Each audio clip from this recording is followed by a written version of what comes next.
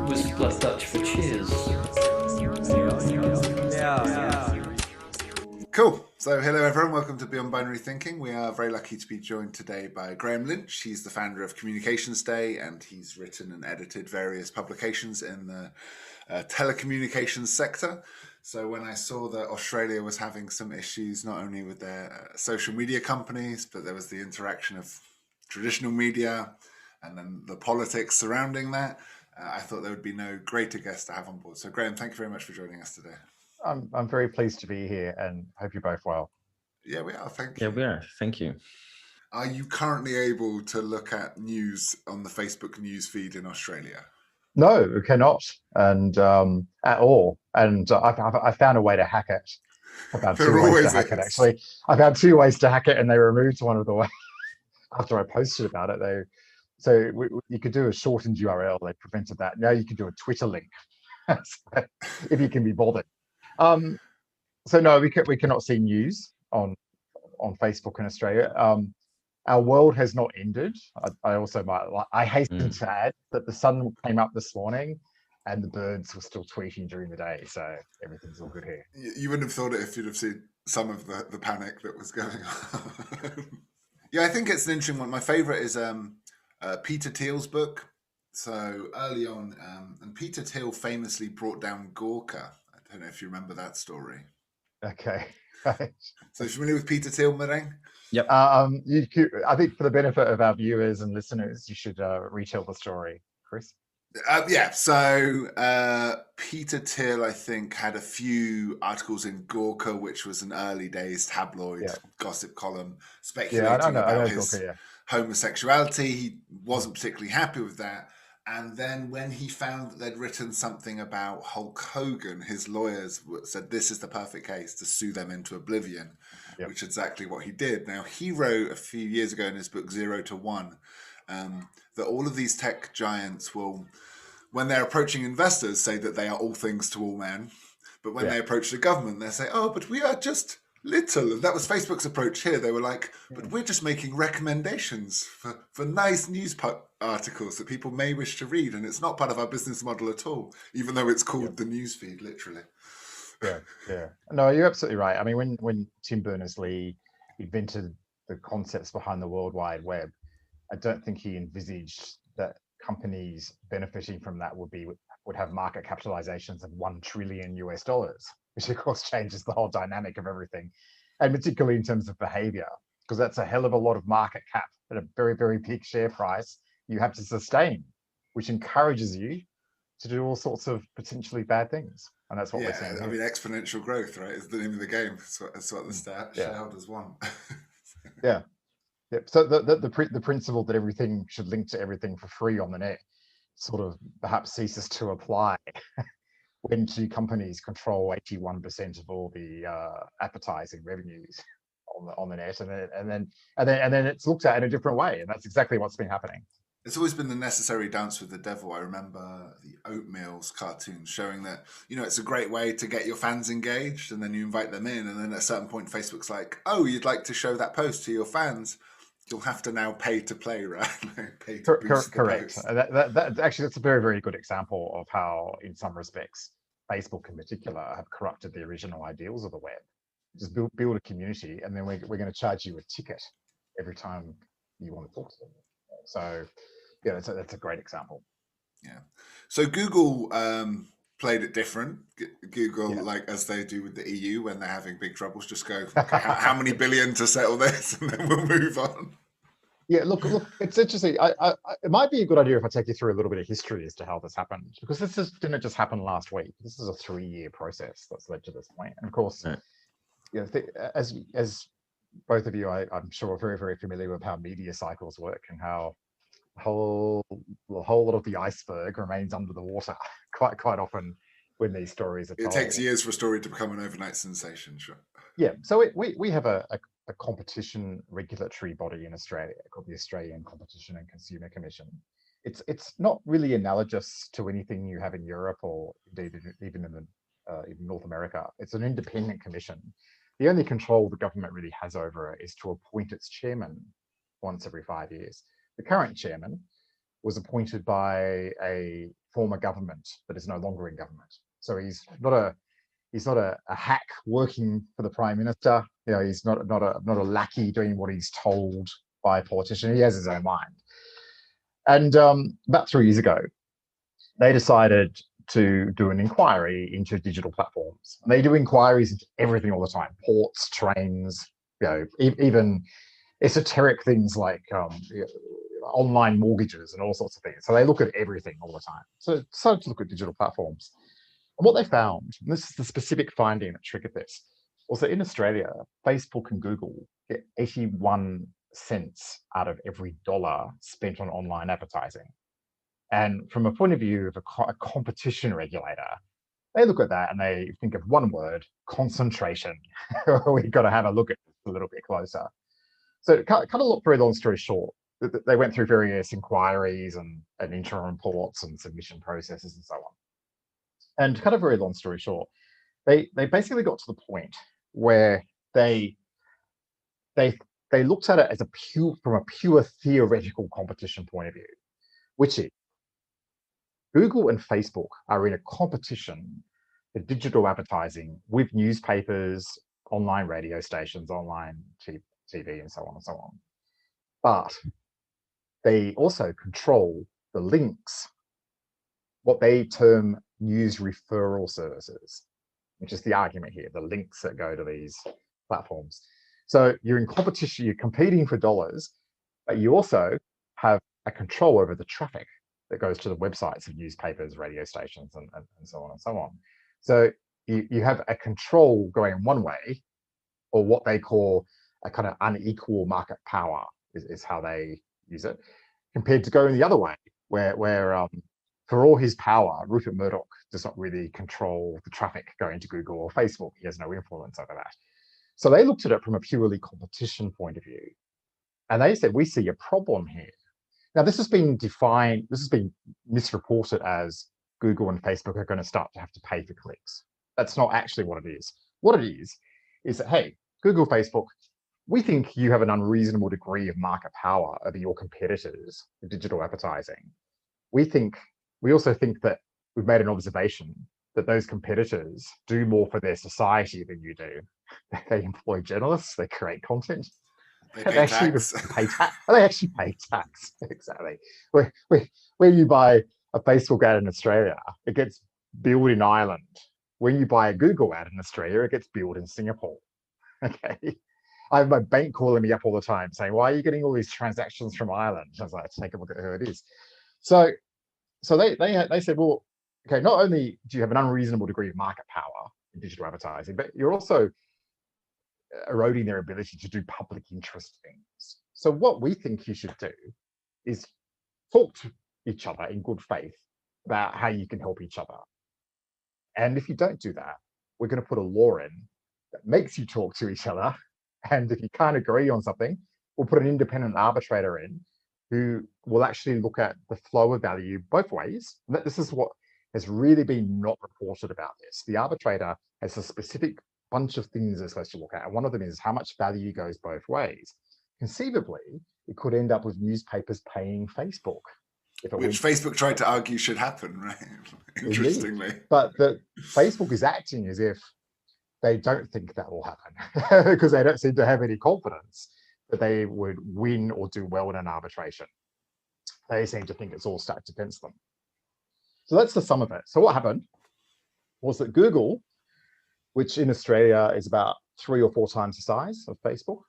So Google makes about, it's hard to tell because the revenues keep booked around the world. From what we can find out, they make maybe around $4 to $5 billion in Australian dollars in revenue a year. I think about half that for pounds in terms of exchange rate.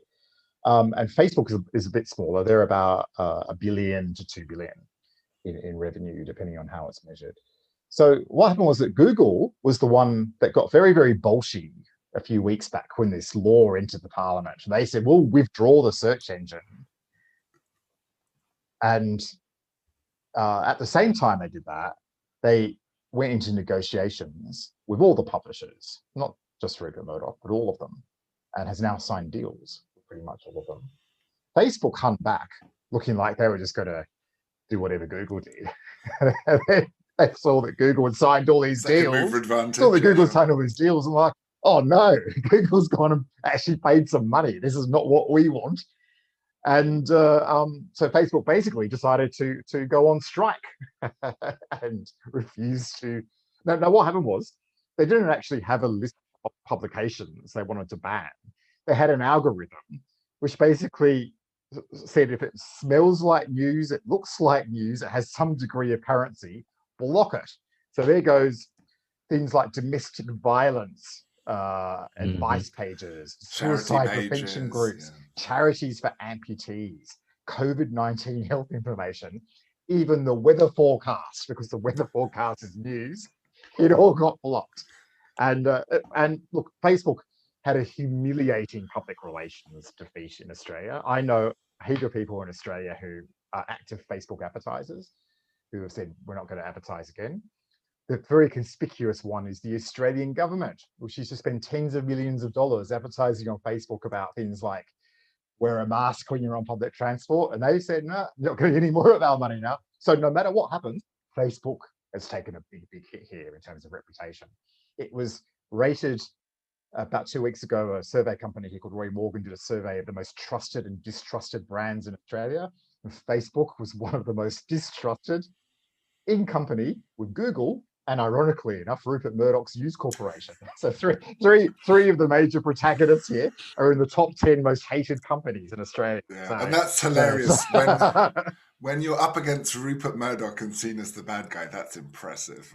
Exactly, that's what's happened. Yeah. Well, we can get on. We can talk about that later. Actually, I just want to illustrate all that because this is not Rupert Murdoch giving Scott Morrison a phone call saying "Do my bidding." Like that's how it's been published. I have read that version. Yeah, it was a long process to get here, and it was actually through, as I say, an application of theoretical competition law that led us to this point. And the fact that Rupert Murdoch is a beneficiary is not the reason it happened. It's just this is often the problem controversial effect. Yeah, it's often the problem with billionaires, though, right? It's like when you end up talking about Bill Gates and somehow he'll profit from this. You're like, but once you're a billionaire, you're kind of tied up in everything. Yeah, right? you'll profit anyway. Anyway, that's right. Yeah. So anyway, I interrupted you, and I've been no, it's perfect. I think the reason why this story just captures the zeitgeist perfectly is because all other countries are watching, right? And there's this big problem when corporations become bigger than governments and no one's really sure how to handle it. And Australia seems to have been the first to have, I don't know, not lost in a game of chicken with these tech giants and been like, all right, let's have some awkward conversations then. I'll tell you where it came from, and it came from not where you expect. So as I say, it's not about Rupert getting on the phone and saying, I don't like this, do something. It actually stems from something which would at first glance seem unrelated. Australia is very much at the bleeding edge of the Cold War that's developed between China and the West, because it's in our region. These concerns about China are theoretical if you're in the Netherlands or Canada, but not necessarily so much. You're in the same hemisphere and you have a very tight economic relationship as Australia does.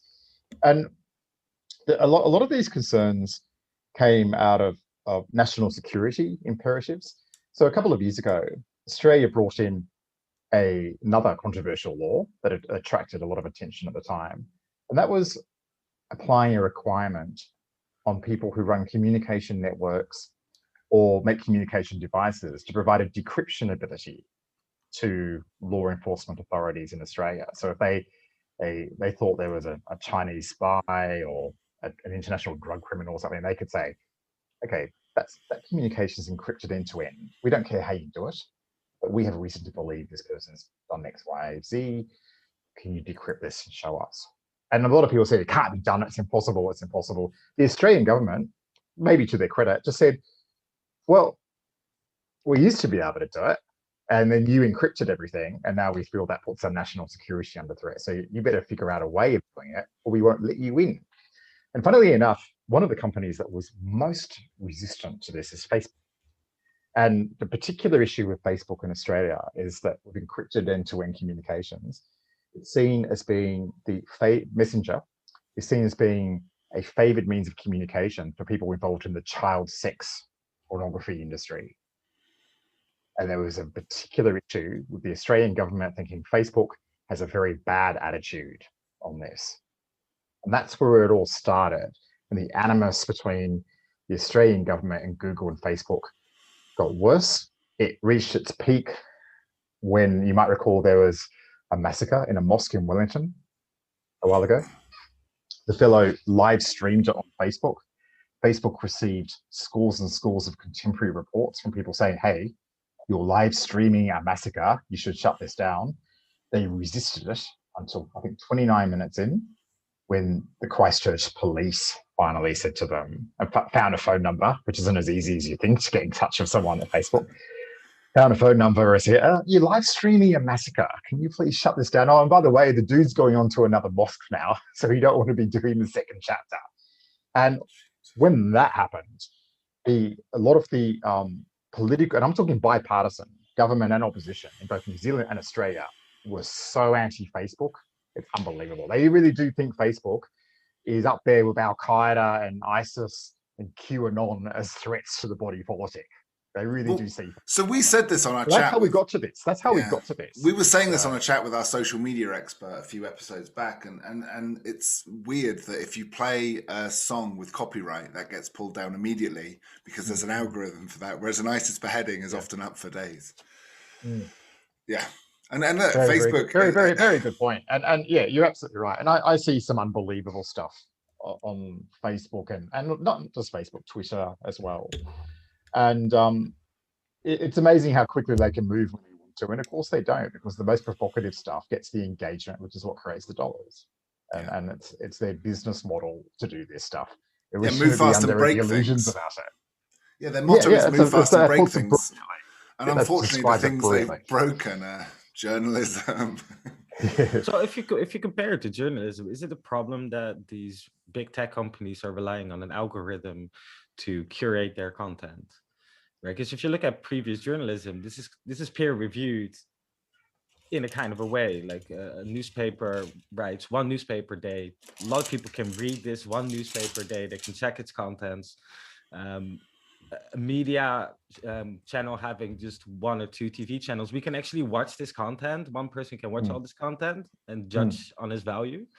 With Facebook and Google, it's just too much content for a group of people to completely absorb this and check if it's actually valid content or not. So we have to rely on algorithms, which I think is, for me, very much the big sort of divergence from previous journalism. I think it's a fair point. And that's a point that's been raised here as part of the debate between the media companies and Facebook and Google. They point out that the content that the media companies point out that the content they create is professionally researched or edited if it's journalism. In other respects, it's subject to content classification regulations, that ensure things like an Australian equivalent of the old US fairness doctrine, for example, still applies here. So you have to present alternate points of view. If you there's even rules about you're not allowed to stereotype, and that there are. We have a regulator, a different regulator to the one I mentioned, the Australian Communications and Media Authority, that has an actively enforces these things, and it receives complaints from viewers and readers, and it evaluates them. Now, where the regulator doesn't have regulatory authority, there's an Australian Press Council, which has an independent chair, and it regularly finds fault with articles, and it makes them publish prominent corrections. And there are this whole regime has things like fines associated with it. And in extreme circumstances, a broadcaster, for example, could lose their license if they're repeated offenders. It's not unknown for that to happen here. So they say, look, we're subject to all sorts of controls, both formal and informal, over the quality of our content. Whereas Facebook and the others, get their users to generate the content. There's virtually zero moderation. There's even anonymity applying quite a lot of the time. Copyright is regularly breached. They get away with all sorts of things that we wouldn't be allowed to do. And it's not fair. Basically, it's fundamentally unfair, and it's reflected in what's happening in the market, where these two companies are getting 80% of the dollars. Yeah, and they're able to cut all the costs and take all the revenue, right? It seems analogous it's not sustainable. It seems analogous to Uber, right? Like they're able to compete with taxis and be so much cheaper because they don't worry about things like pensions and holidays and workers' rights and, again, paying taxes. So that everyone's like, oh, look at this disruptive tech company. And you're like, its main edge is that it doesn't pay for all the things society demands every other company to pay for. And they've grown so big so quickly, like regulation hasn't caught up with them yet. That often seems the analogy in these tech giants. I think people are realizing that they present themselves as very so they're disrupting the industry, and you're like, not in a good way though. Yeah, exactly. Just disruption. And of course, it's easy to forget. That we have a continuum of a couple of thousand years of Western civilization now. But the digital revolution is like 20 years old, if that. And it's only how disruption has become a cool word, because in most of history it was seen as a negative word. So and we have flipped a lot of things on their head. I'll go back to what I said at the start, which is the assumption that you should be able to link to anything and bear no costs for your behavior and the profits you make from that, which is actually fundamentally the argument that Tim Berners-Lee and Vint Cerf have made this week. Taking those old ideals of the internet from 20 years ago, they were both hauled out by Google to advance their case. Vint Cerf actually works for Google, by the way. I shouldn't say this. I'm on a private email thread with him, and I'm nice to him online. I come across as double-faced for saying it. But you can't say, oh, but what about my fundamental right to link to things for free and do what I want on the internet? Well, yeah. If you bring society down with you, well, this is often the American rights, right? Maybe we have to change those assumptions a little bit. Yeah, but this is why I love the Australian perspective, because so often the American conversation becomes, but what about my freedom? And we're like, we're not talking about individual freedoms. We're talking about a huge corporation making trillions of dollars. Well, and do you have individual freedom to share and link to everything free online? I mean, sure, it was the idea of the internet in the beginning. Yeah. We like to spread things and infringe on the copyrights. We've kind of come back on that a bit. Well, that's the irony. I could get in trouble for something I posted on Facebook. Facebook probably wouldn't bear any of the responsibility for it. Absolutely. They enable it to happen millions of times a day. If you read the TOC to Facebook, which I suspect very few of their billion users have, it actually assigns you liability for defamation or libel, and they have a disclaimer. It's very, very clear. You are, and also there's actually a legal precedent in Australia for a newspaper's Facebook page. The newspaper is responsible for defamatory comments in the comment thread and not Facebook, because it's like, well, it's your Facebook page. You should be curating and moderating it. Okay, fine. But it's Facebook making all the money. Okay. So in effect, we are all unpaid contractors working for Facebook. Yes, we are. And of course, the old adage, it's a cliche now, we're the product. If something's free, we're the product. That does come into it as well.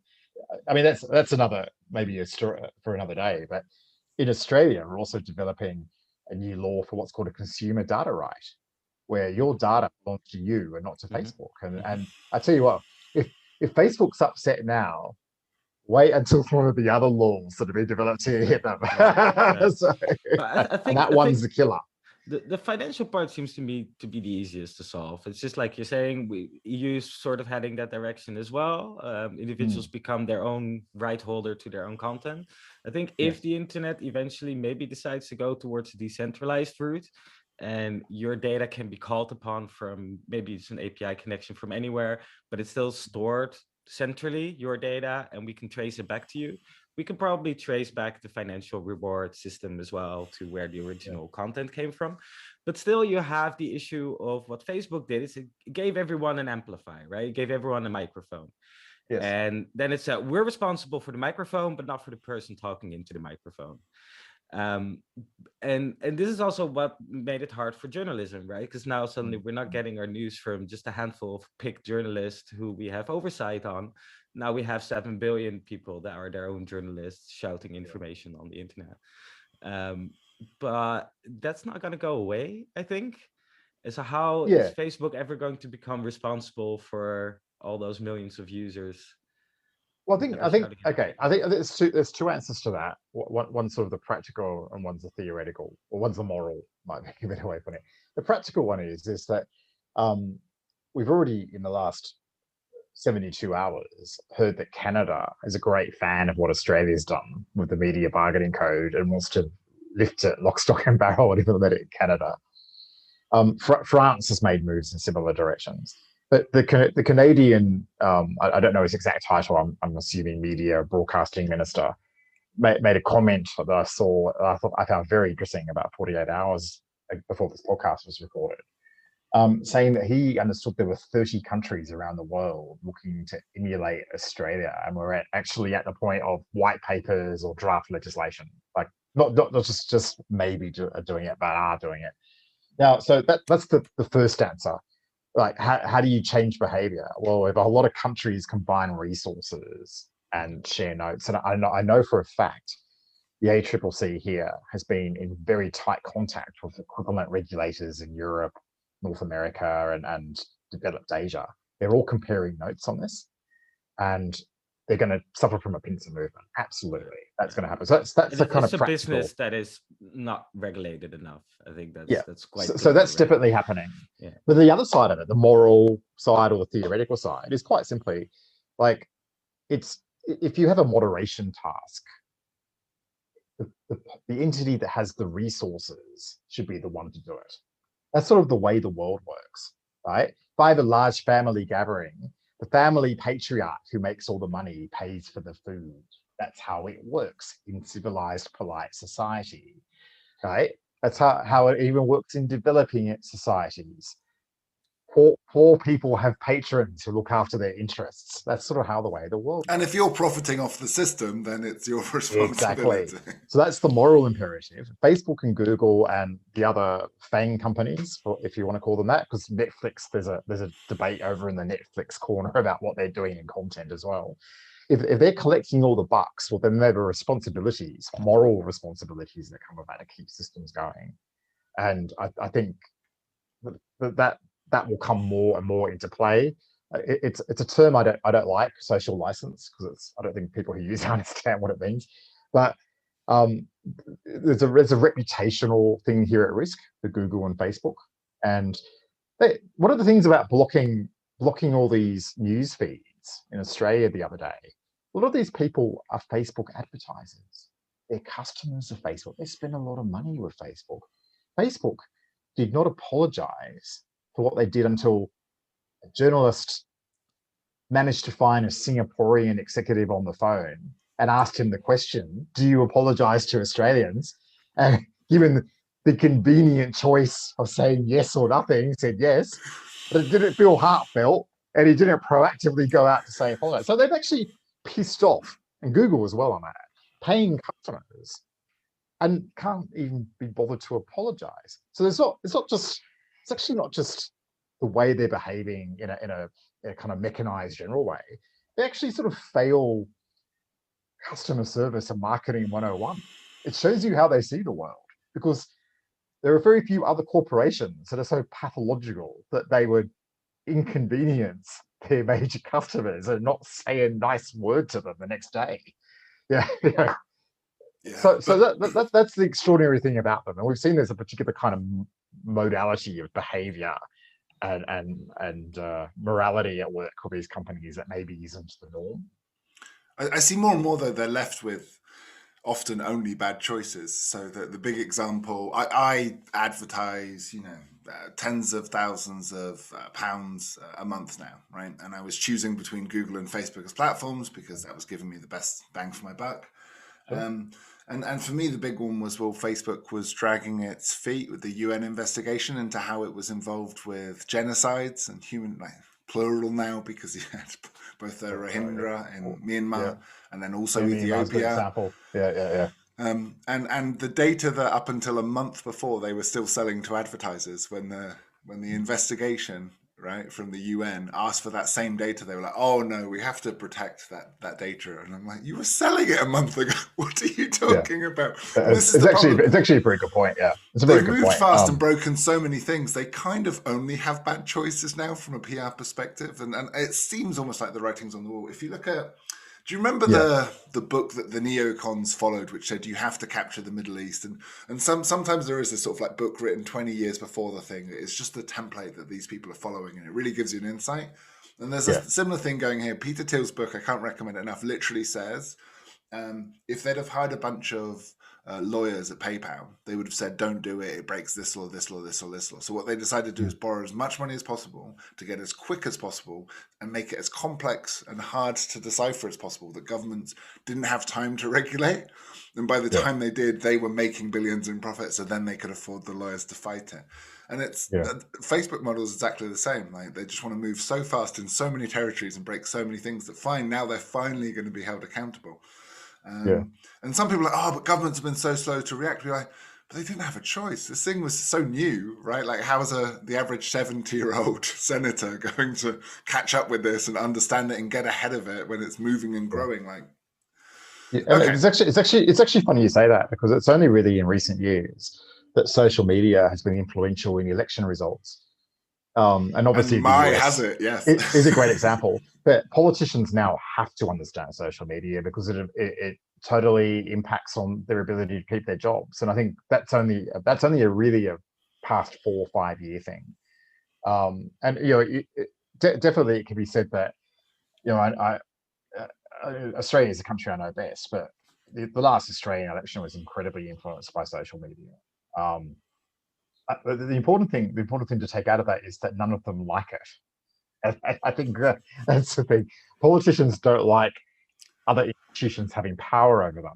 So a lot of this is about Rupert Murdoch versus Google and everything. Politicians here hate Rupert Murdoch as well for the same reason. They don't like anyone having power over them. And at least they can legislate a newspaper here, and that's been the big issue. Facebook and Google and the others are largely out of their control. But the specific thing that really annoys politicians outside of the United States about these social media companies is that they don't pay tax. It's really, really, really big deal killer for them. Yeah, well, you don't get a vote if you don't pay tax. Seriously. No one cares, right? What you think if you're not helping society. Yeah, exactly. So if I'm the Australian version of a chancellor, we call a treasurer. If I'm a treasurer and a company wants to come and meet me and says, look, I'm really important. I have 16 million users in Australia and I make $5 billion a year. And then he actually looks at the top corporate taxpayers and he finds you're not in the list. He's not very queen. Yeah, you're at the bottom of the list. Exactly. So I'm supposed to be worried about you for what reason? Yeah. And that's actually, I'm almost literally describing verbatim conversation that took place. So I'll leave it at that. I wish the Forbes rich list just was based on how much tax they paid, and that was the only people we exalted. Because they say, I don't care if you inherited $1 billion and pay no tax by keeping it all offshore. Then you're no good to anyone. You're not a member of society, right? One of the reasons in Australia, the resources industry is so politically powerful here, and one of the reasons Australia is seen overseas as a kind of climate change denial country. I did want to touch on that briefly as well, actually. No, but I want to mention this because it's important to understand why Facebook and Google are having this happen to them in Australia. The resources industry pays a lot of tax here, and they pay more tax than most companies because they often also pay sort of additional mining royalties and jobs, state taxes, and create jobs in addition to the normal company taxes they pay. So because they are over average contributors to for our welfare state, for a start, they get listened to. And this is where fundamentally Facebook and Google misread the room here. They don't realize that there are big differences between your home country and other countries. So in America, Google, Facebook, Amazon, Microsoft, I'm missing someone here, collectively have $8 trillion worth of market capitalization. Okay, so in a country where you have almost zero interest rates, a recessed economy, people dropping dead of COVID all over the place, if you've got 5 companies worth $8 trillion, you mess with them at your own peril. The funny thing is they are, though. There's antitrust investigations all over the place against Google and Facebook, but you mess with them at their own peril. But if you're a company, if you go to an overseas jurisdiction and basically you're avoiding tax, causing social mayhem and destroying civil institutions like public interest journalism, there's absolutely no reason for a politician to be kind to you. And I think as I said, Canada, there are other countries looking at this. I think there's been an epiphany amongst a lot of world governments that this is the case. And you will see, as I say, a pincer movement against these companies henceforth. Good. I mean, I'm convinced they're horrible. Break them up, destroy them. But you did allude to an important point there. With great power, not only comes great responsibilities, but they have their fingers in a lot of pies. And I think you warned me about this in my research for this topic. So, I really have thoroughly had the case made that Facebook is an irredeemably evil organization and needs to be destroyed. But what happens? What are the knock-on effects if that happens? Yeah. Look, I mean, I wouldn't go as far as that. I mean, but I'm sympathetic to people such as yourself, Chris, who feel that way. And because these companies have made lightning rods for their own back, and that this is the type of reaction they're engendering. So I wouldn't criticize you for having that response. But I think I'd like to make a distinction here, because Google and Facebook are not the same. They're very different companies. And Google, I don't want to kind of excuse them, but Google are a much bigger economic contributor than Facebook generally. It's worth remembering, and I'm going to go and have a look at that. I'll talk about Amazon and so on. Google, for example, are an enormous player in cloud, in data storage, in creating online business ecosystems that fundamentally help the economy go round. And they're not the number one company at it. Amazon is bigger than them. And there are lots of other companies in that space, like Microsoft and Oracle, and from China, Alibaba, and so on. But Google don't dominate that space. It's actually a very competitive space. So Google kind of play fair, play tough, don't make the rules when it comes to cloud. So they're an economic contributor in that respect. And of course, there's ancillaries of that, like the Google Apps ecosystem, which powers a lot of small businesses. And I'll admit, my small business is powered off Google Apps. I run all my email, my data storage. I do all my editing of my content in a Google platform. I'm very, very happy. It's very cost efficient. I don't feel like it's ripping my society apart, that aspect of what they do. I feel it's a wonderful, wonderful thing, and I'm a happy customer of theirs in that respect. But one of the interesting things about Google and some of these other companies, which is not appreciated, is how much they're paying for the infrastructure of communications these days. A lot of people would assume all those submarine cables that connect all the continents have been built by companies like AT&T or BT and their international equivalents. Well, that's partly the case, but definitely no longer the case. And in fact, basically these days, if you want to build a submarine cable, particularly an intercontinental one, you have to have a company like Google or Facebook or to a lesser extent Microsoft or Netflix. Actually, Netflix don't buy international capacity much, but those sorts of companies as your anchor tenant, as your main purchaser of a fiber pair or two. If they don't come on board with you, your cable will not get built, because these guys are now so powerful in the internet ecosystem. They generate so much of the traffic that they basically get to decide what gets built, what gets lit, what doesn't get lit. And they've become, now you can see that as a good or a bad thing, but fundamentally, it's their capital that is building the infrastructure that lets the internet run the way it does. So this is a really important thing to remember about these companies. Now, Facebook, maybe not so much, but Google would now be the number one buyer of bandwidth capacity in the world. So it's really important to understand the role they are playing. I did not know that at all. Yeah, absolutely. They are the number one.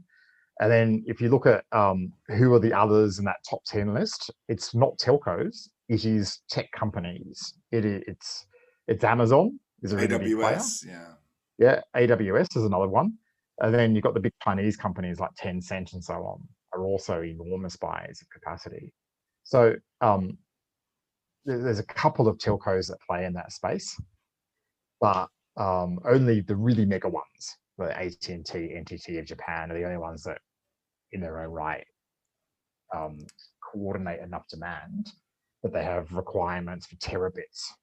Does that mean these big tech are starting to usurp the telecommunications companies, or is it just they have a peaceful they have actually let me read it. They have an uneasy coexistence where when they think the doors are closed, they curse each other, but they're very, very nice to each other in public, is the best way of putting it. I hear it on both sides. So what are the, and this is an interesting dimension. This is something I wouldn't talk about too much here, because I'm getting into the realm of confidential state secrets. But what gets really interesting is when you have cables going to unusual destinations which have military or defense significance, but Facebook and Google also want to be there. So I'm going to talk a little bit in abstract because I'm about to break an Australian law about disclosing national secrets. Exciting times. Right. And if this is the last interview I ever do, I'm so glad to interview you guys. But you could theoretically, hypothetically, I'm not saying this is true, but it may be, have a situation where Facebook and Google and certain defense forces find they all want to go to the same places, and like maybe we should get in a room and talk to each other and build internet cables together. This is what becomes very interesting when you have one arm of government driving a Mack truck at Google and Facebook, and then another arm of government trying to cooperate and partner and work with them on building things. Now, I'm not saying any of that has happened, but it's very, very possible to imagine a scenario where it might have happened in certain locations, and particularly perhaps the straits around Southeast Asia and Northern Australia in recent months. Right.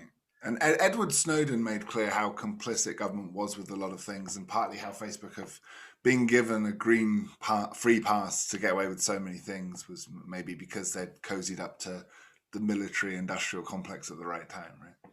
Yeah, look, I'm not familiar with what Snowden said on that front. I wouldn't say it's been something that's been going on for a long time.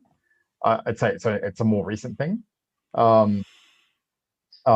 It's become exacerbated recently because effectively, and I don't know how much consciousness you guys have of this, but effectively it is now impossible to land an international submarine cable into Hong Kong.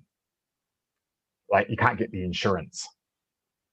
There's actually a US government prohibition on it too. If there's American money involved in the cable, you can't land in Hong Kong. You've got to go to Taiwan or the Philippines. And there's very few companies now that won't have some American listings. So. Yeah, but of course, all the American, the people who buy the bandwidth, as I just mentioned, are American companies. So this is sort of like a chicken and egg issue.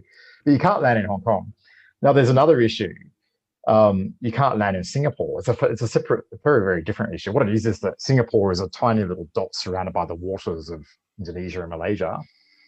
And Indonesia and Malaysia have got what they call cabotage rules, where you've got to use local shipping to lay and repair cables or break live sheep or whatever it is. You've got to use local shipping. The problem is that Malaysia has one such ship, and it's too small for modern cables. And Indonesia, I understand, has 0 ships at the moment and may have one in the future. So it's very difficult to get the, I guess, the surety.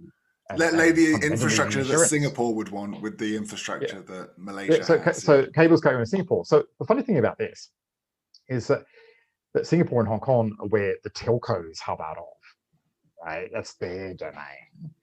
And so what this in essence does is give Amazon, Google, and Facebook more power over things, because the traditional hubs basically have been unhubbed out of existence. And of course, the companies that have the greatest reasons to go and land in secondary markets, and what I mean by that is the Philippines or Indonesia, and go direct through a hub, are the people who have lots and lots of eyeballs. That's the American tech companies, Facebook and Google. So they're actually becoming more powerful in this space. And this is why they're starting to have conversations with people who wear military braid, which they might not have been having a couple of years ago. So is this not also a problem with tech companies being apolitical and being a-nationalistic? So they can use their global power and economy to do across the world whatever they want.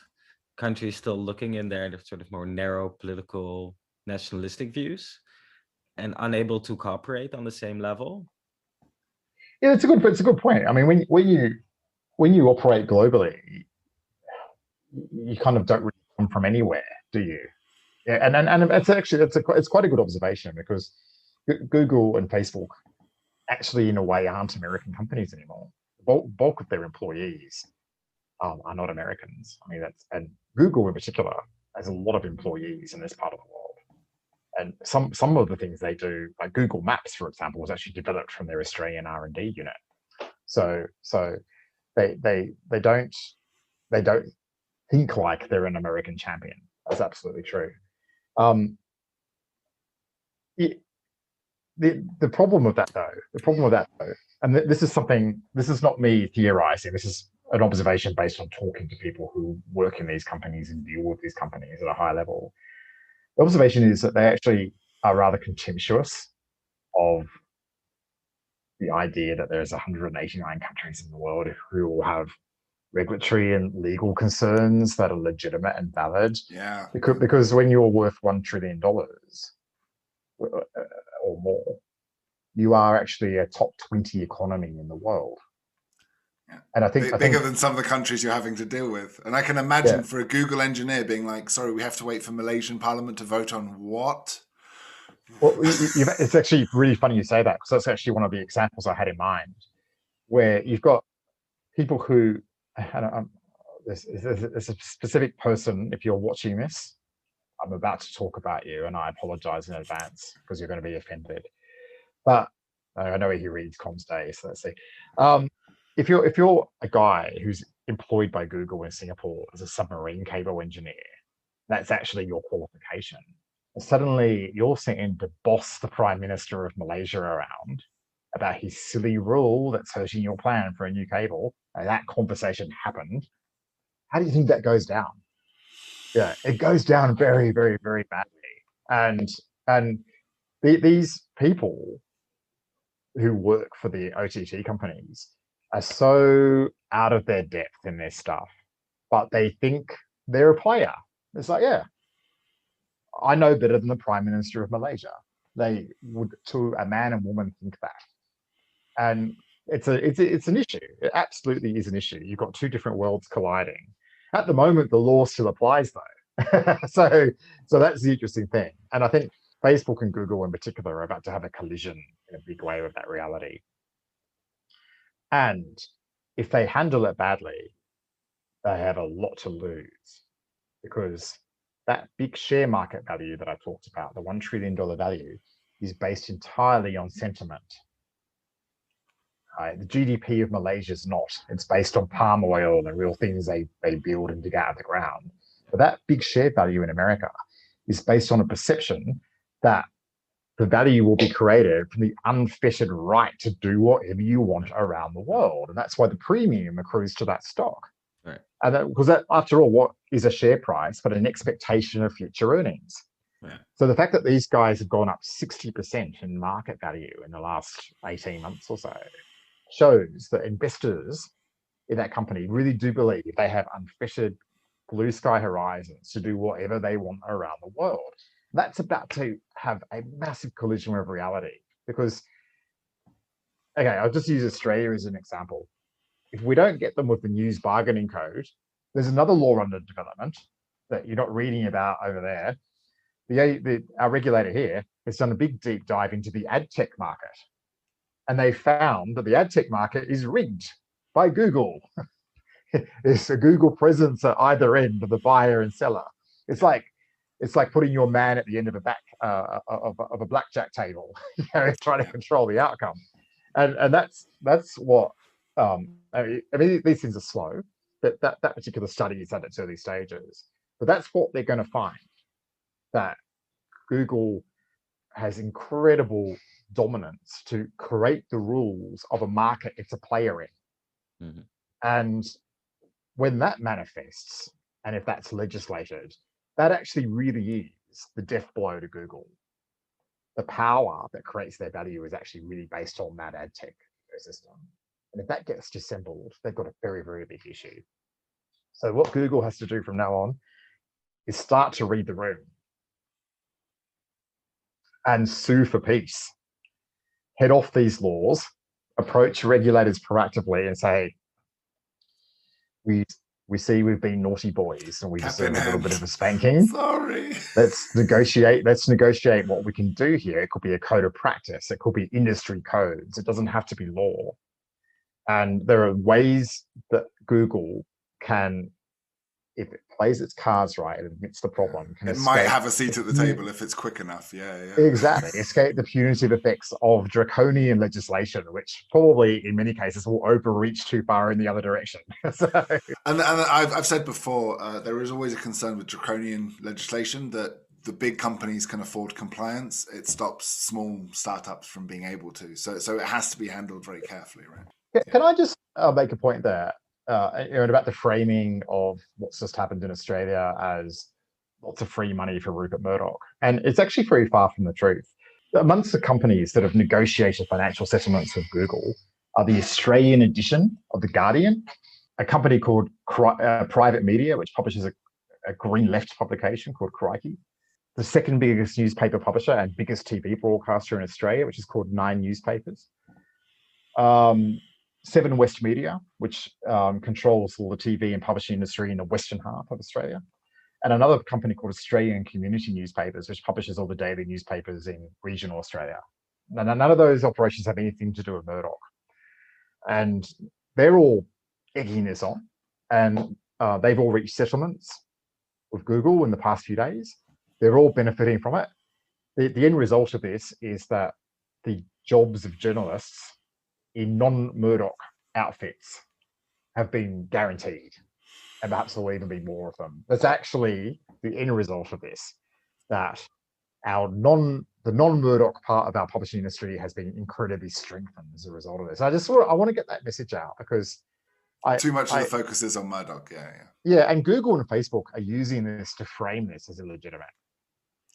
Yes, he's the perfect counterfoil. Yeah, right. They're doing it deliberately. And I know that because there are people working for Google and Facebook who have tried to make that point to me. And it's like, guys, I can add up, and I can see a lot of non-Murdoch people are making money from this. Because I did start seeing a lot of stories on Facebook about Murdoch flying around the world in the weeks before that. He met with the British cabinet. He met with a few other people. He did, yes. And look what he does in the UK. I mean, Murdoch has more dominance in UK newspapers. But, and still owes us a lot of tax, I might add.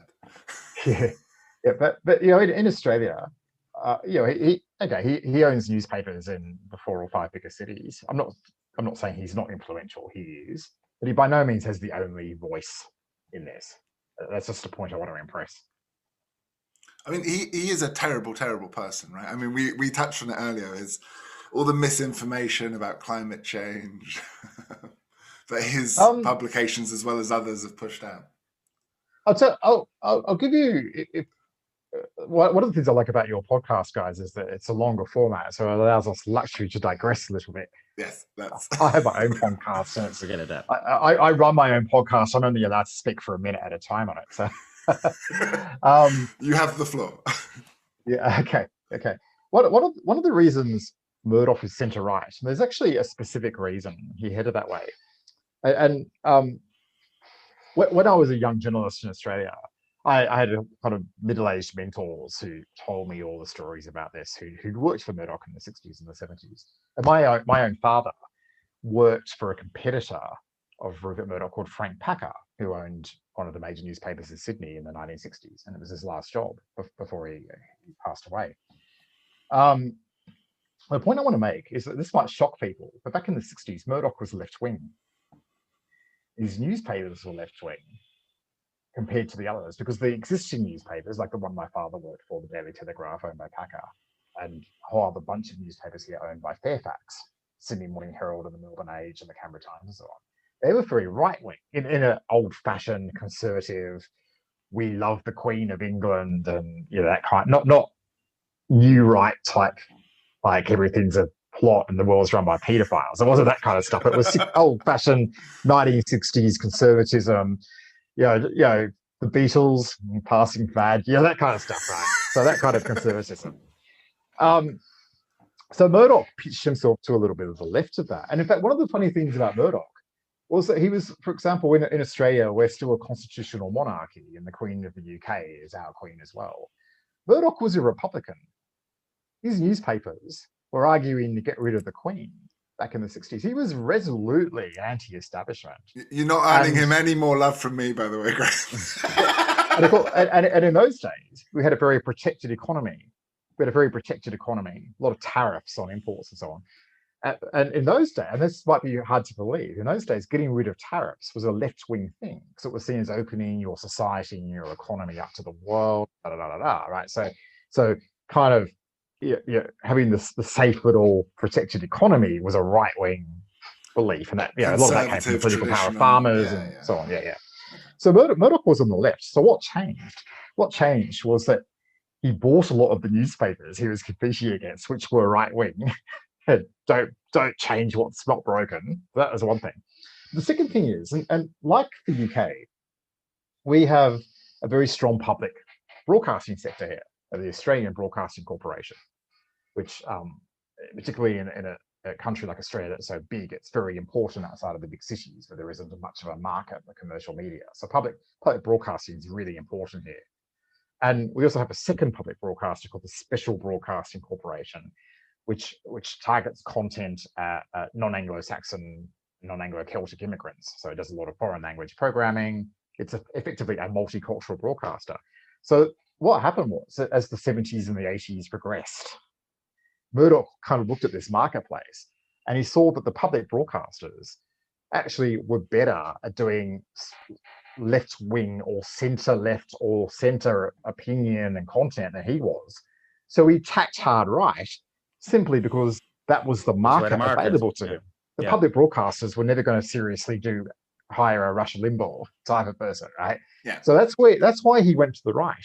And I just want to make that point because it's sort of driven by some very specific circumstances that Murdoch ended up where he is. We've talked about this before, Graham, a few years ago, where people always assume it's this sort of top-down plan of Rupert Murdoch going, how do I make the world more right-wing? But actually, like, a lot of working-class people are traditionally have those values, and there isn't a lot of media, especially because it's traditionally university-educated, left-leaning people who want to write about their values and their culture. So, yeah, it might not be a big One of the funny things about conspiracy. Australia, our right-wing party, which is in government here, is called the Liberal Party, which foreigners find very hard to understand.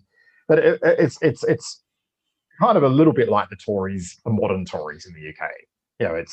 It's more concerned with lower taxation than with cultural right-wing issues. Yeah.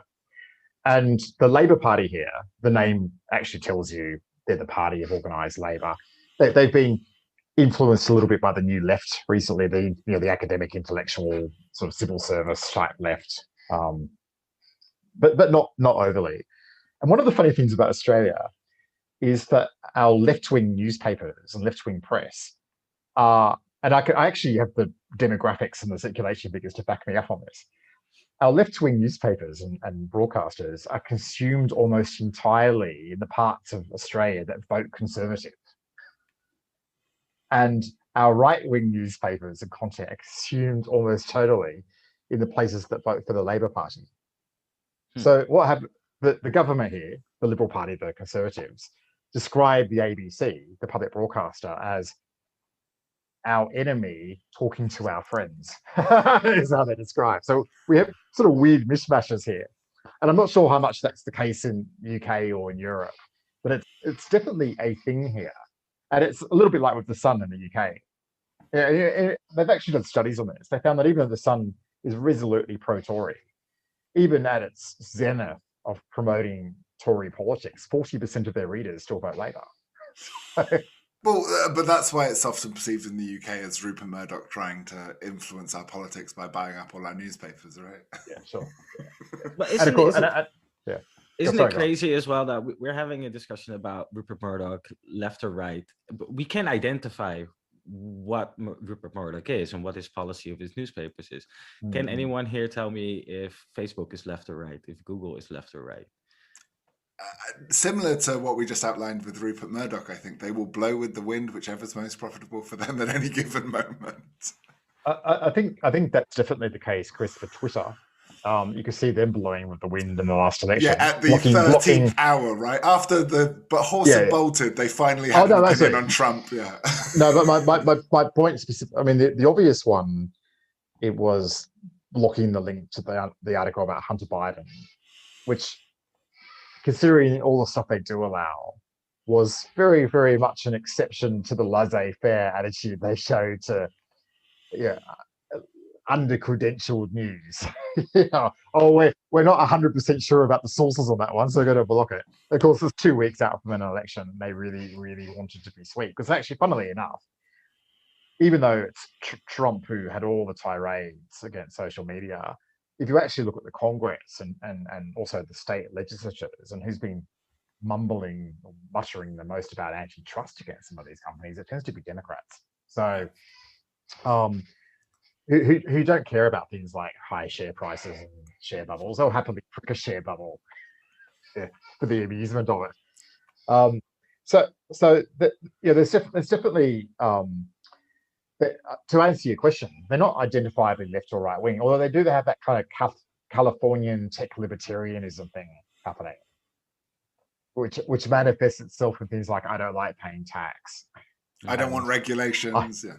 I don't want regulations, and I don't shut down live streams of massacres very, very quickly. I just want to talk about the growing mistrust of media in general. It just comes up every time I have an argument with someone about, but did you get that source from the media? Did you? They're lying fake news press, and it really pollutes the discourse. Do you think the media has any burden of responsibility, like in the lack of trust that now has it? And what's the fix? Yeah, I do, and it actually relates very much to what we were talking about before about Facebook in particular now having the resources to moderate content, but they don't because reflexively they never have, so they don't want to change what they do. I would say that it's a very, very good question, and I could spend an hour talking on this topic, but I'm going to distill it down to a couple of thoughts. I think the main thing is that when you're, from an economic point of view, a dying animal, you tend to act in desperate ways. Yeah. And that's why we see a lot of what we see with the media now. A very good example of that is the way cable television in America just trades in your confirmation bias. If you're Fox, it will tell you anything you want to hear about the evils of Democrats. Then MSNBC, Orange Man bad, here's another story on it. Yeah. It does the same in reverse. And CNN's popping around somewhere in the middle, kind of maybe hating on everyone. Who knows what they're doing there. So that's interesting. Now the interesting thing is, if you look at the same country, with very, very few exceptions, American newspapers are very centrist. Okay, and I'm not talking about a couple of big markets like New York, or you've got obviously the Post and the Times, epitomes of liberal and conservative thought, or even in a smaller way in Washington, with the Washington Post and the Washington Times have that same duality. But if you look at most American cities, they only support one newspaper. And by definition, they have to play it down the middle. And if you actually, I like looking at regional American newspapers because I think you get a better feel for reality from them. And they do try very hard to be fair to both sides, because most people in America live in a tapestry of democracy. So there might be a Democratic president right now, but they probably have a Republican governor. And if they don't have a Republican governor, they might have a Republican mayor. And a newspaper cannot survive if it takes one side over the other. In those most of these states, red will win by 2%, and then it's called a red state, and you're like, it's obviously a purple state. The fact is, there are the local newspaper in a swing state, and we can name a few of them. Places like Nevada or Georgia or Florida, you cannot go rah rah rah, I love Trump in Southern Florida. 40% of the market might be with you, but you die if 60% don't like you. And I think that's one of the reasons in the UK you actually have such a polarized press, because England is small. It's a national newspaper market as a result, historically, because I can get it printed newspaper at 1 o'clock in the morning, and I can drive it to Land's End or to John O'Groats within 4 hours. So it's a national market, which means, again, I'm going to specialize. I'm going to go for a Lib Dem or a Tory or a Labor voter. Now, in Australia, outside of Sydney and Melbourne, we have the same thing, where none of the cities or towns are big enough to support 2 newspaper markets. So again, funnily enough, if you read some of the Murdoch newspapers outside of the big cities here, again, they're quite centrist. Shock horror. Some of them even have left-wing columnists. Seriously, they do. We have one of the other things about Rupert Murdoch here is that he runs a dedicated masthead website called news.com.au. It has no brand relationship to the newspapers. It's a dedicated pure play website aimed at young people. It's left-wing as well. It just broke a story last week about how the Conservative government here covered up a rape of one of its staffers by a fellow staffer for 2 years. They broke that story. It's a big, big, big political problem for the government here for the past week. In fact, in some ways, the Facebook thing has been very good at distracting from it. But that was broken by a Murdoch journalist. So a lot of I know the question is people trusting media. Funnily enough, a lot of the social license that newspapers and broadcasters have with their community is often based on the construct of the market. And that's the sort of the point I'm trying to make. And the bigger the market in terms of its size as a city or its concentration all of the internet, the ability to distribute widely, as is the case now, that's where you get your polarization. Because that wasn't the case back when the ability to drive it, how far you can drive a truck in an evening, dictated the nature of your market. And that's just an observation I want to make there. That it's important to think about how we got to this point, and those are some of the factors in play. But to answer your question more generally about trust, there's another issue. Journalists are increasingly being hired from a smaller and smaller social group. Yeah, I think to get an intern, able to work for free for 6 months to get an internship at one of these big papers, right? Yeah, exactly. Well, that's a point that's been made in America, that New York Times hires almost exclusively from like 3 universities and from rich families. But I'll make a point more generally, and I'm guilty of this myself. I've employed quite a lot of journalists through my life, starting from for 25, 26 years. I've been hiring journalists for various things I've done. And I actually was making this point the other day about how clever I am, that I've identified this issue. There's so many arts graduates working as journalists. And I thought, hey, hold on a minute, Graham. Think about your own hiring practices over the last 25 years. I'm equally guilty with my own subliminal biases. I don't believe I've ever hired anyone without an arts degree. And I've hired largely from the same 3 or 4 universities. I even once hired a guy because he went to my high school. That's actually how pathetically shallow my biases are. But and I'm someone who sort of thinks about these things and questions these things. And I tell you what, when you're in the groupthink environment of a large media employer, with the culture imposes itself on every individual. New York Times is a fantastic example of an all-pervasive groupthink. What you hire the people who look and act like you. They come from the same schools and come from the same universities and read the same books. That's what happens. And I'm not talking about diversity in the sense of it needs to be more women or it needs to be more non-white people. I'm just talking about diversity of social experience. We need more people who've come from country towns. We need that kind of diversity, people who just come from different social stations in life. And that's how you get out of the groupthink. Because people challenge each other in newsrooms, then less bullshit makes it to air. That's a really important thing. And I've worked in newsrooms where everyone's in furious agreement with each other. And when that happens, that's when shit stuff goes out to air and you lose the confidence of your readers, because you need the Jiminy Cricket sitting on your shoulder saying, Graham, a lot of people don't agree with your assumptions about life. And that's the problem, as I see it. What do we do about it? It's a really, really hard, it's a hard problem to fix. It's easier to get Google to write a $20 million check. Right. So what you're saying is you're missing media showing more both sides of the debate, because for me, what you're saying with the group bias, it still happens on Facebook.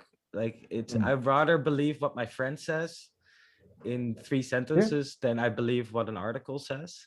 Yeah. And this is where people they don't trust, they trust their best friend who just posts a simple picture with a few lines, but they don't trust the whole article. I think it's as well, I fear that people just want easy answers and not any complicated articles anymore.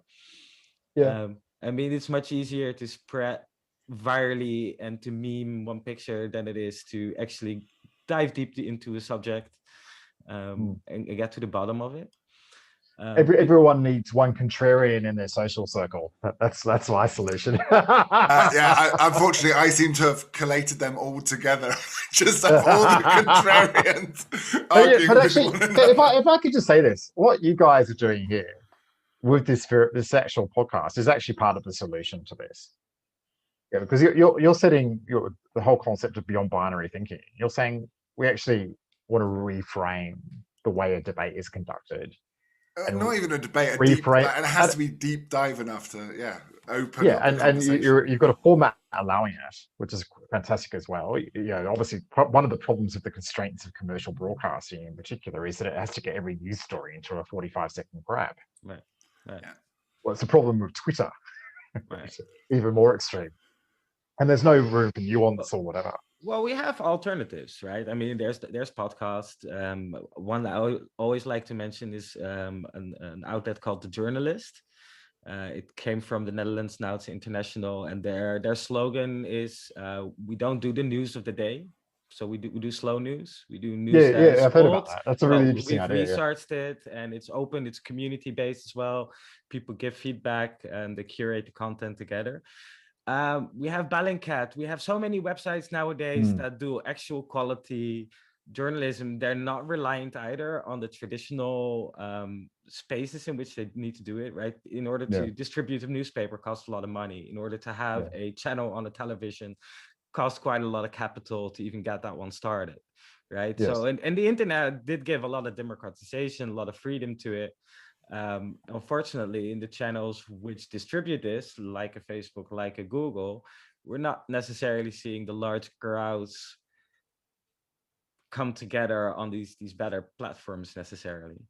Yeah, I think that's a fair point. I actually there's one particular thing I'd like to kind of tease out here as a good example of where things are heading, and I'm going to make a few assumptions in what I say here. I hope I don't offend anyone, but one of the things we've seen with Substack, the newsletter platform, is that it's attracted a lot of journalists of the left who've been, for want of a better term, kind of victims of the cancel culture of left groupthink in American media. And Glenn Greenwald, Andrew Sullivan, and Matt Taibbi, 3 very good examples of people who are using Substack. They're all the left that criticize the left, which means it's very hard for them to participate as, say, a New York Times columnist or New York, in the case of Sullivan, a New Yorker columnist, actually, with him. So now the right hasn't gone through that yet. Obviously, the right needs a reformation.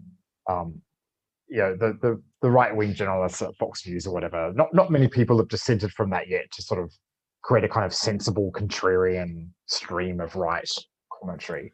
I believe it will happen. Though. I think it's inevitability. As they recover from the hangover of the Trump fever pitch.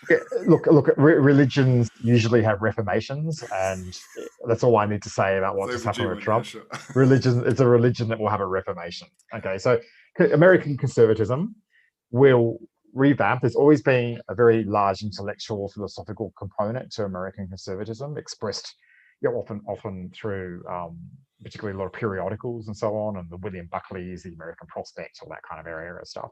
That all got pushed away by Trump, and it just became celebrity TV, personified through the presidency for 4 years. That American conservatism needs to get back to that kind of thing. And that's actually what the left has got in America. And because you've got your silly aspects of the left as well, and they say and do crazy things, but you have those voices of moderation trying to pull them back to the center, saying, okay, you've gone a bit far here or whatever. And that for me is the future of journalism, where you'll never have a perfect media outlet, but you don't want to go so far as to have outlets that just preach confirmation bias. You need journalists who are contrarian against their own side, who make people think. A very good example of someone historically who fulfilled that function was Christopher Hitchens. Yeah. Okay, we need and more. It is the most compelling argument, right? From someone like, look, I'm not against you. I see your point, but here's some of our biases, like that we need to address. Absolutely. And you need that on both sides. I mean, a very good example in the UK is Brendan O'Neill, who started off as an editor of Marxist magazines and sort of disliked what was happening with the New Left and sort of drifted across to the libertarian right. But he still has the kind of Marxist thing happening, a little bit like Johnny Rotten. That's sort of another example there. But Spiked is a good example of what I'm talking about, where it fulfills that kind of, it's not your typical right-wing outlet. It's got a little bit of an edge, a bit of a nuance to it. I think we need more of those types of voices, and they percolate their way up. That's the thing. And you look at TV chat shows and sort of quite high profile ones in America, the kind of comedy type Jon Stewart type shows. And they get on people like Andrew Sullivan and Glenn Greenwood and Matt Taibbi as guests so often. So these voices do percolate to the mainstream. And I think that's the kind of thing we should be looking for and encouraging. And whilst at the same time, quite rightfully, say if you're going to run 24/7 propaganda for a particular political party, then you have to follow the rules, because we have rules for that, right? Lobbying, sponsoring political parties. You can do that through official channels, but just because it's a new medium doesn't mean you can flout all the rules. But who's going to curate this, right? Because right now we're sort of leaving it up to market capitalization forces. What Facebook cares about is how many ads can we sell. It doesn't really matter the kind of content that drives upwards that will sell that. And it is users also spreading it themselves, right? You see this also on Reddit, also on Facebook. That's kind of a good thing. I like this article, so I'm spreading it. On the other hand, we're leaving it up to 7 billion people that don't know shit to spread the news that the other 7 billion people are reading. Whereas previously in the old style media, sure, market capitalization mattered. You still wanted to sell your advertisement, and maybe you program something that viewers will look at. But there were also programs that were created not necessarily for how many viewers are going to watch this, but we just find this important enough to put on TV, or we find this important enough to put into the newspaper. There is an editorial that can make that decisions that are not necessarily finance related or finance based. I'm not seeing that with Google and Facebook. Yes. And I'm glad you brought us back on topic there, because it's actually kind of almost the key point of all of this discussion, which is that Google and Facebook actually have no interest in the society they're serving, or helping that society talk to itself about things that promote the interests of that society. They're contrarian, right? That just they're interested in the ego of the individual. Hey, how many likes did I get for the picture of my cat?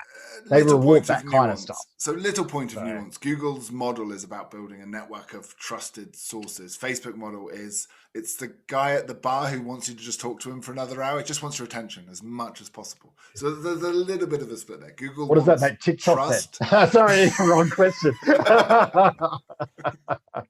It's a good point. I mean, Facebook in particular, but actually TikTok and Instagram are in the same bucket, are the absolute worst personifications of the short attention economy. This titillation, the short-term engagement. I've done it myself. I just flick through Facebook posts, literally giving a nanosecond.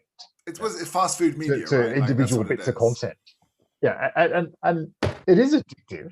Absolutely addictive. I spend a lot more time in my life on social media than I should by rights, and I'm aware of this. I know I'm an addict, so I feel sorry for those people who lack that self-awareness. What are they going to do?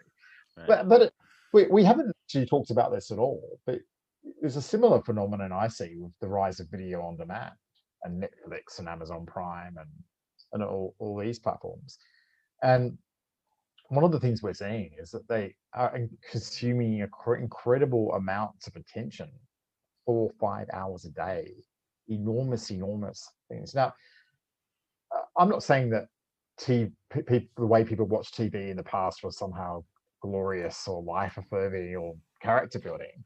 But people used to actually do things like watch the 6 o'clock nightly news, and big percentages of the population did it. So there was like common reference points in terms of what's a fact and what's not a fact. Water cooler moments.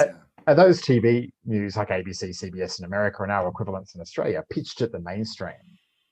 They wanted Mr. and Mrs. Middle Australia to be watching, no matter whether you lived in a Labor seat or a Conservative seat. They wanted you to watch, and they would get 30-40% of the audience.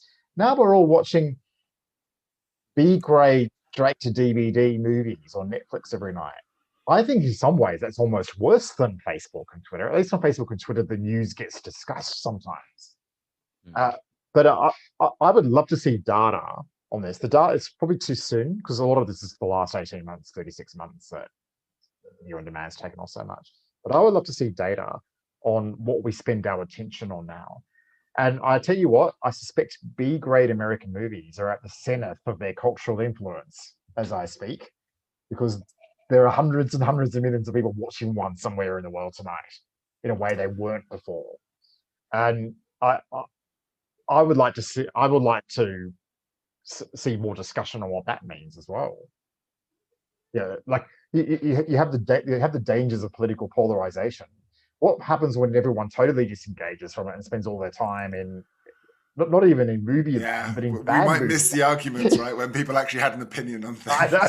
I think, but I'm kind of making a serious point here, which is if you can conceive of a scenario where a big political scandal blows up, and because of what you guys have just identified, it's the issue of you've only got your own confirmation bias social group online, and then the fact that you actually don't watch any news yourself, you're watching Netflix or whatever all the time, you could be absolutely oblivious to a major scandal that has broken. And I've seen some sort of quite interesting statistics in Australia where once upon a time in Australia, 80 or 90% of the population would be able to tell you, unprompted, who the premier of their provincial state is and who the opposition leader is, and can probably name a few ministers.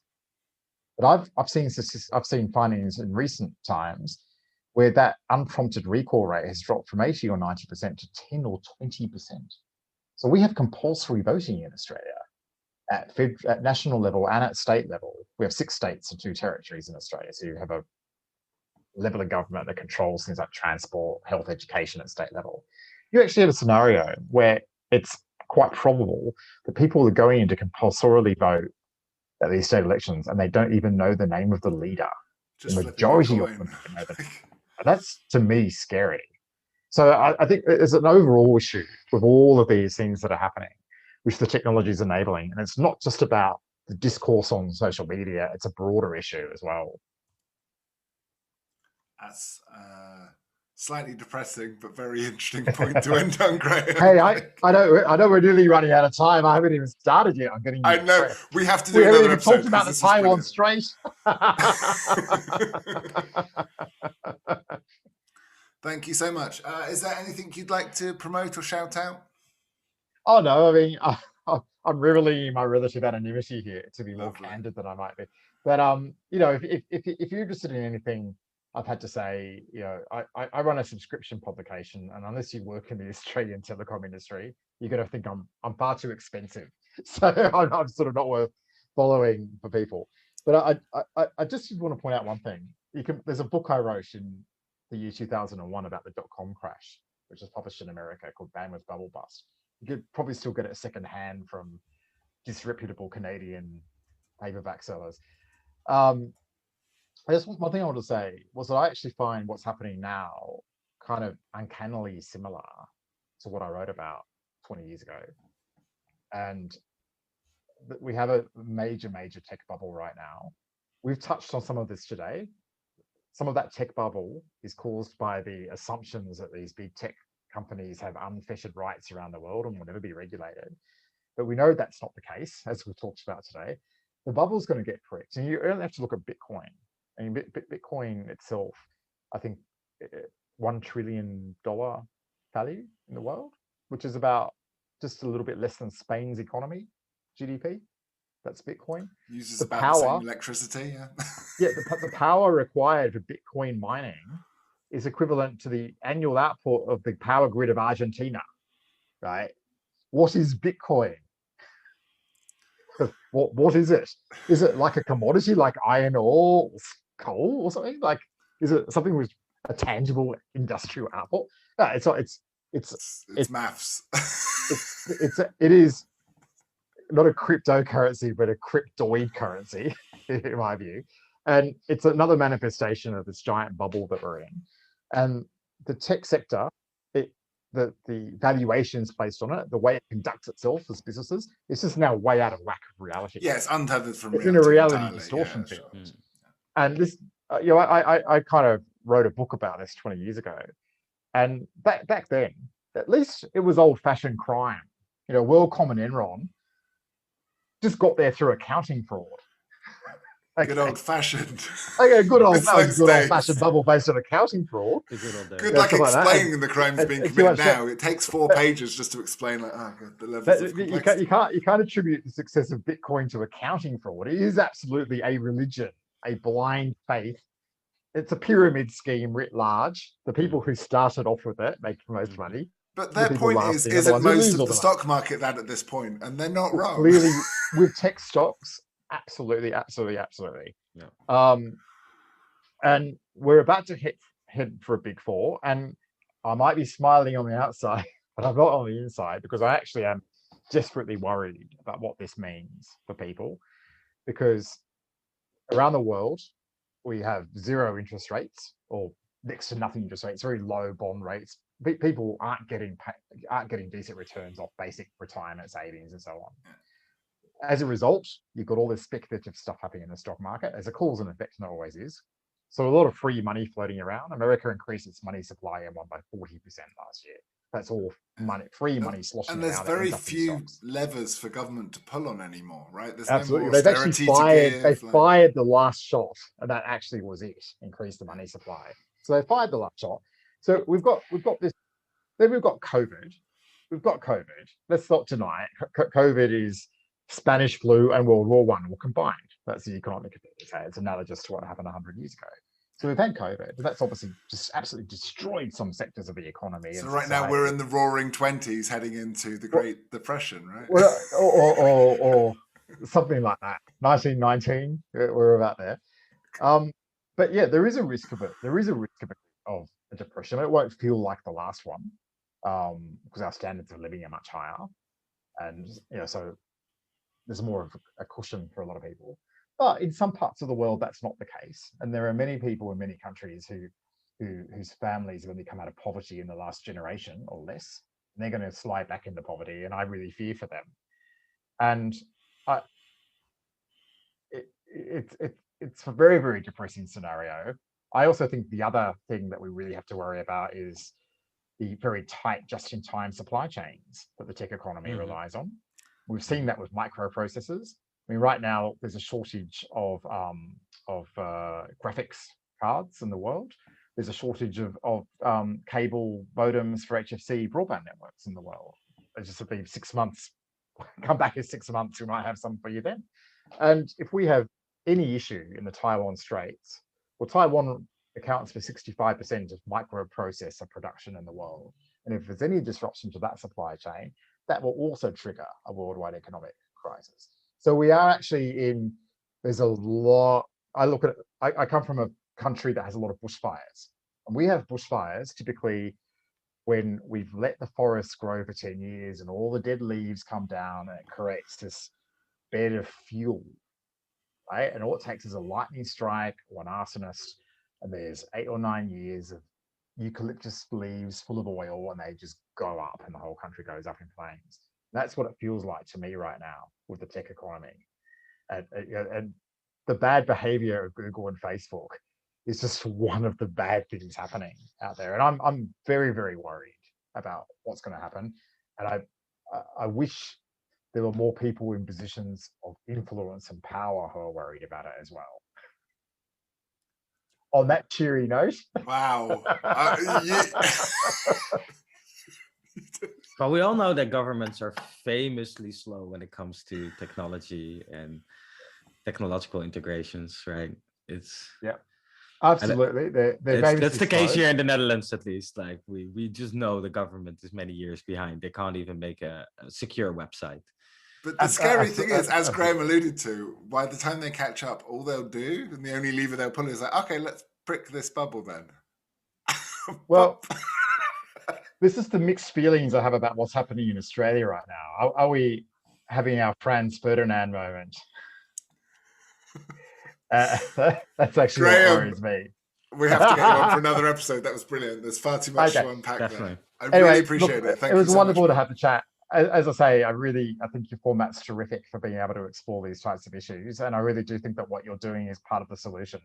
Thank you, mate. Really appreciate it. Please send me any links you want us to put below. And thanks so much for being a brilliant guest. Really appreciate it. Thank you so much. Take care. Catch you soon. Take care, guys. Okay, bye-bye. Bye, guys.